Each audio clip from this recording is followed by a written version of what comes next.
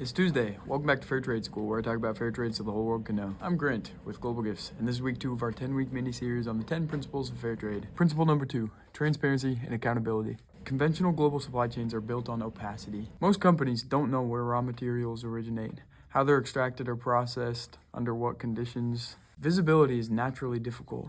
Different countries, suppliers, subcontractors use incompatible systems or refuse disclosure. The deeper you go beyond the first-tier supplier, the less visibility companies have. For example, only about 30% of firms can see beyond Tier 1 suppliers.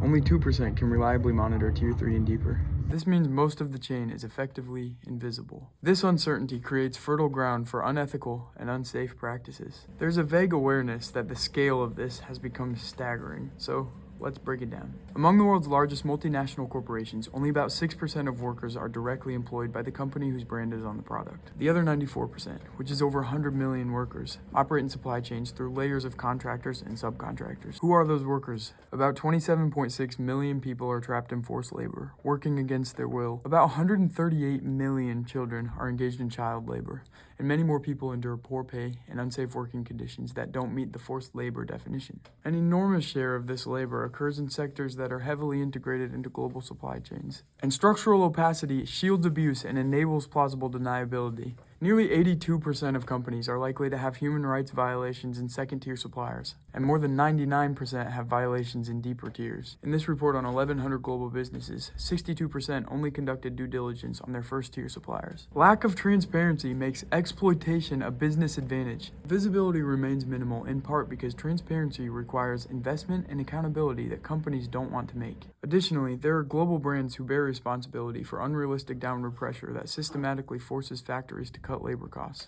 This doesn't just reduce profit, it creates a business model where poverty wages are normal, not the exception. Social audits that are supposed to catch worker abuses have failed to change behavior. They're fundamentally flawed because they're paid for and controlled by the brands themselves. And the brands have incentive to pursue the appearance of compliance, not real accountability, especially when deeper transparency could reveal cost-raising realities. So, what does fair trade do about it? Under the standards of the World Fair Trade Organization, transparency is not optional. Organizations must document sourcing, disclose payment structures, and undergo third-party verification that is independent of them. It is utterly different. Instead of private corporate codes written behind closed doors, fair trade operates under public standards and third-party audits. Conventional supply chains are built to protect brands. Fair trade supply chains are built to protect people. Exploitation thrives in darkness. Fair trade forces light into that system. This principle doesn't make the global economy perfect, but it removes the structural incentive to ignore abuse. Join the fight here at Global Gifts, and remember, change business, change the world.